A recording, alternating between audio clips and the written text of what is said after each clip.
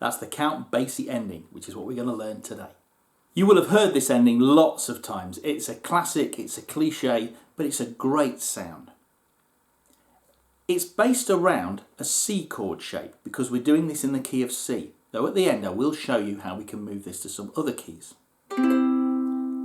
So when we get to the end of a song in the key of C, our last chord is most likely going to be C, because that feels like home.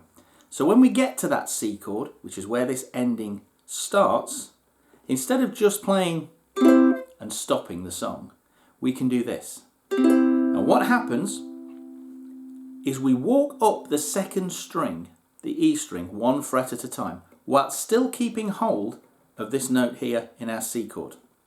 We start with a C, and then we focus in on the top 2 strings. You can either pick them with a thumb and finger or 2 fingers, or you can strum through them with your thumb. That's up to you.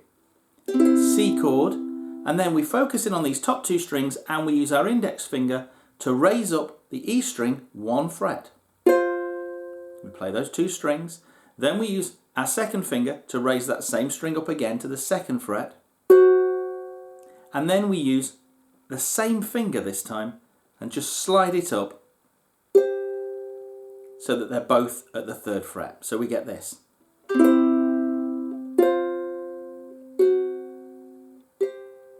And then finally we finish it off with our open C string, a nice snappy, short, loud open C.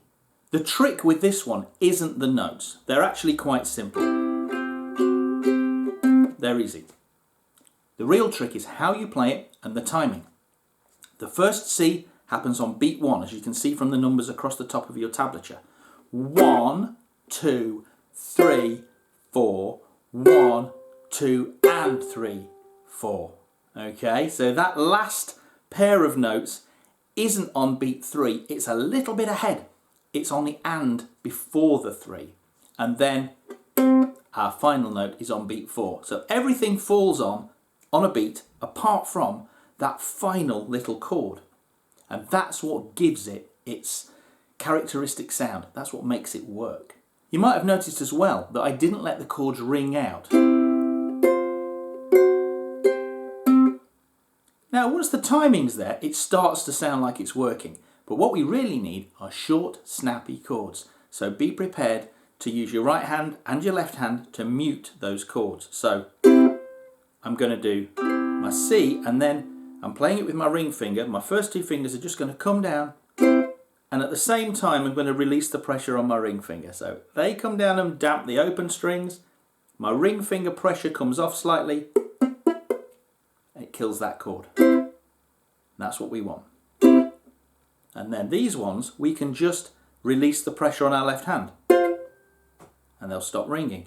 And then that last one, and again, use my left hand once I've snapped it to keep it short and punchy. What we're after is this. That kind of snappy, bouncy, punchy feel. What happens if we're not playing in C? Well, we can take a C chord shape and we can move it up the neck with a bar when we're strumming chords. So we can take a C shape and move it up 2 frets and put down a bar, and we have a D chord, and we can do the same thing at the 3rd fret and we have an E flat, and at the 4th fret we have an E, and the 5th fret we have an F, and so on. Well, as long as we have that shape, we can do the same thing. So let's do it in D. Bar the 2nd fret, put your little finger this time down on the 5th fret of the 1st string. There's our first chord. Now we do the same as we did before. We walk up that 2nd string. We're going to have to use different fingers. So we put our 2nd finger down on the 3rd fret of the 2nd string. Then our ring finger comes down on the 4th fret. And now we've kind of run out of fingers. We could move that ring finger up, but then it's quite hard to keep the bar in place. So what I tend to do is just put my little finger across 2 strings and keep the bar. So I'm barring 2nd fret, 2nd fret, and then my little finger is barring 5th fret, 5th fret. The reason I want to keep the bar is because That last note is underneath that bar on the C string. So in D, it would look like this.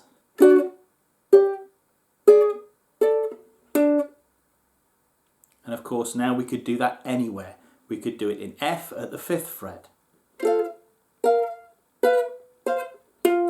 It's a really fun one to play. So have a practice with that one. Really work on getting the timing of that one right. And then just figure out what key you're in and see if you can use that C shape as your final chord. And once you've done that, everything else should fall under your fingers once you're in that shape. I hope you've enjoyed this one.